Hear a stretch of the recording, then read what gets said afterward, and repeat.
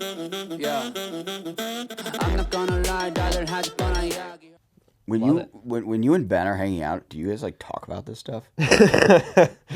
I wouldn't say that we talk about it on the regular, but certainly we bounce ideas off each other.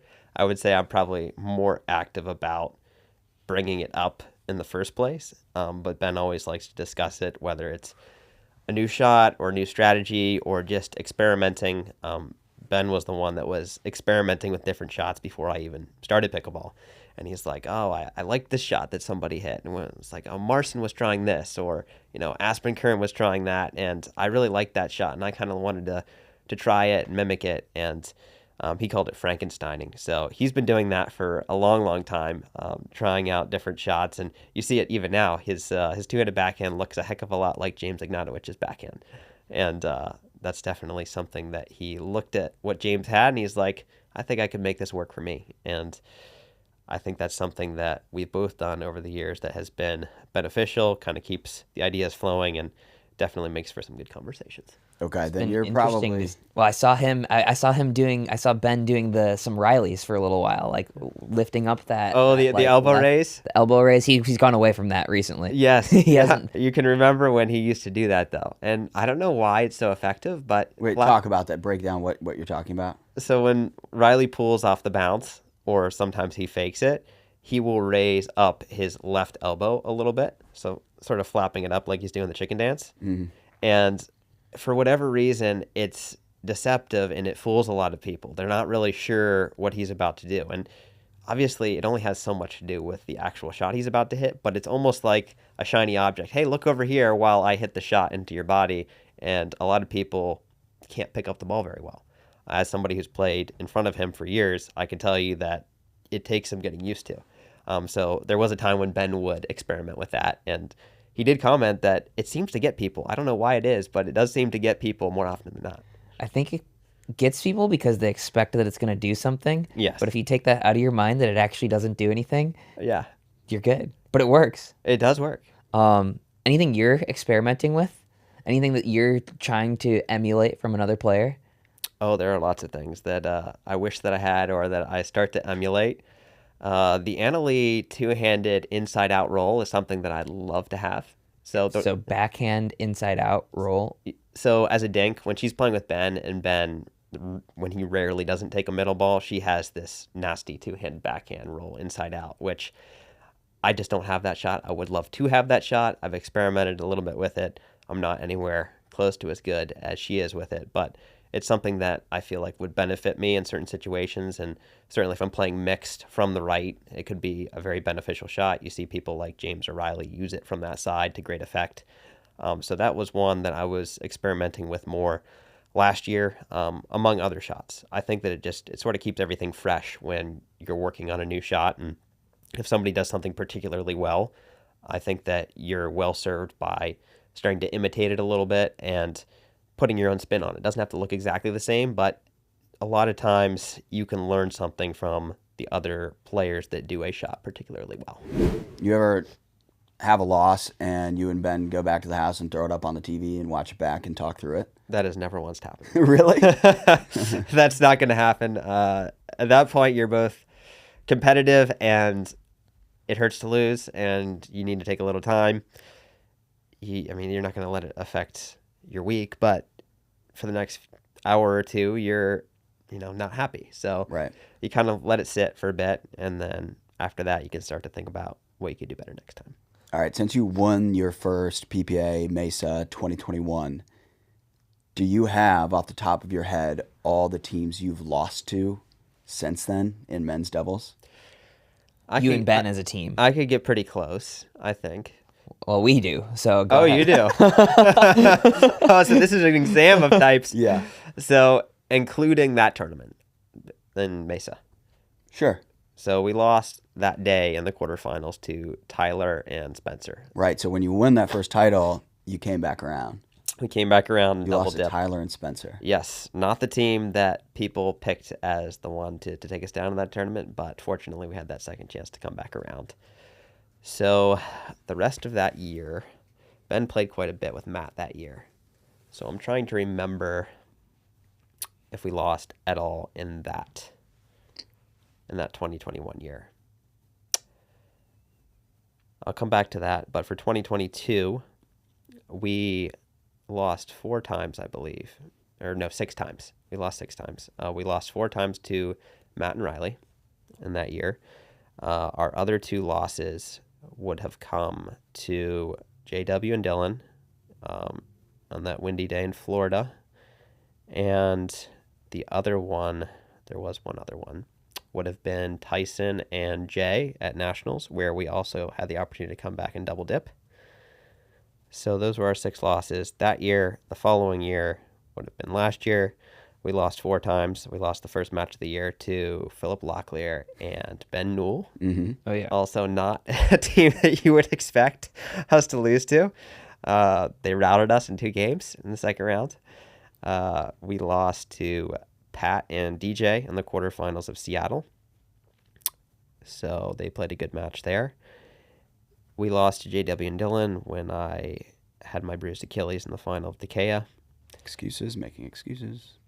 Just facts, just facts. They beat us fair and square because I walked out on the court that day, and that means you're ready to play. And then our other loss of that year was Wyatt Stone and Jaume Martinez-Vic. And obviously this past weekend, we lost to Andre Descu and Gabe Tardio. So that is our only loss this year, unless I missed any in 2021, which I very well may have. I think that concludes my list. Do you remember the Vegas Austin Gridley Mario Barrientos match? I do. Yes. Wait, was that 2021? It was. I think that was 21. It was 21. For some reason, I thought that was in 2020. But yes, you are correct. Okay, I could be wrong. I could be wrong. Because it was a PPA. It was at the Plaza Hotel, but it was classified as a PPA. So you have to be right about that. Yeah. Mm-hmm. Jay and Pat never beat you guys. They got really close. No, they did beat. They did beat us. They beat us in Atlanta. So I stand corrected. 2021 in May. Yes, Atlanta. They beat us. So that would be another team. That was one that There's one. I knew that we had, but I thought that was previous to There's that. one more. There is one more. Riley and AJ. yeah. Yes, at Vegas, the Plaza Hotel. Plaza Hotel. The Plaza Hotel has not been good to us. That must have been in 2022. I think they ended up getting like a bronze when AJ came in. No, maybe that was, I don't remember. He came in sort of last minute and partnered up with Riley for that. Yeah, one. he won both because he won with Jesse in mixed. That was sort of his coming out party. He won men's doubles and mixed doubles that weekend. So what does it take to beat the team of Ben and Colin? Like you got some teams that you would consider to be flukes. You have some teams that, you know, maybe on their day they can beat you, or their day and your not day, right? The flukes being, you know, a couple of these teams that you wouldn't expect. The people that I would say can give you a run and can give you good matches being the Riley and Matt team, the JW and Dylan team. Yeah, I guess the main thing is you want to play us on a side court in an early round. Based on that sample set, I mean, how many of those matches happened on the side court where it was an early round match to where maybe we go in with low energy, they come out with high energy, you know, different things can happen, whether it's, you know, more wind and things of that nature. So that would be the best way to beat us, is avoid center court. The other way, if you look at the one team that has beaten us multiple times in 1 year, there's only one of those teams on that list, and that's Matt and Riley. They beat us 4 times in 1 year, and that was in 2022. They both play a very aggressive style, but they're also very good counterpunchers. But they also understand the game of pickleball well. You can't just go out and swing for the fences without a legitimate understanding of when and where you should attack. Because I think that it's thrown around a lot. Oh, you have to play aggressive to beat Ben and Colin. And I think that that's pretty clear. If you're going to try to beat us in a dinking war, I think that you're going to die a very slow death. But the ways to be aggressive are not as obvious as you would think. You can't just pull triggers from anywhere and everywhere and hope that it works. Maybe if you're certain players that can work, but I think for the most part you're going to have to do it in a smarter way. And Riley and Matt are both seasoned veterans when it comes to attacking, and then they complemented each other quite well. So when they beat us, Riley was playing the left, Matt was playing the right. And I think that really suited both of their styles. And they played basically aggressive, high-octane pickleball, but they did it in a way that was Dave Fleming special. They did it in a way that was experienced enough to not be dumb about it. So it's a very fine balance. And I'm not saying it's easy, but you need to play aggressive, but you need to know what you should be looking for when you're pulling triggers. I like it. I'll take it. I'll accept it. So that's what you're going to do next time you play us? I wasn't going to do anything differently. You're going to talk to Matt Wright and say, how do I speed up against Colin? No, if I'm going to win against you guys, I'm going to probably be on the left, just pulling everything, pretty much. There was that one match in Vegas. Yeah, me and Dylan had like 4 or 5 match points, I think. You had, I think, just one that I can recall. At least 6 or 7. At least 6 or 7. I do remember that it was on Dylan. He missed in transition.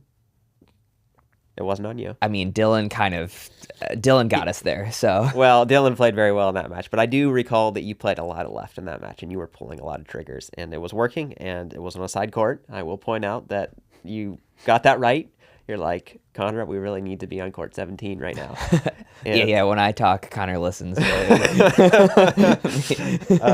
yeah, you had our backs against the wall, and we had to come back from, I don't know, it was probably like 8-4 down in the third, something like that. And yeah, you were playing some good left and pulling a lot of triggers. So yeah, we talked about this here, but like my game plan was not gonna change one bit after hearing this. Yes, it was just pull. Yeah, pull and pull quickly. Pretty much. Hey, what's up, bro? Hey, you into pickleball at all? You into pickleball? No? Alright.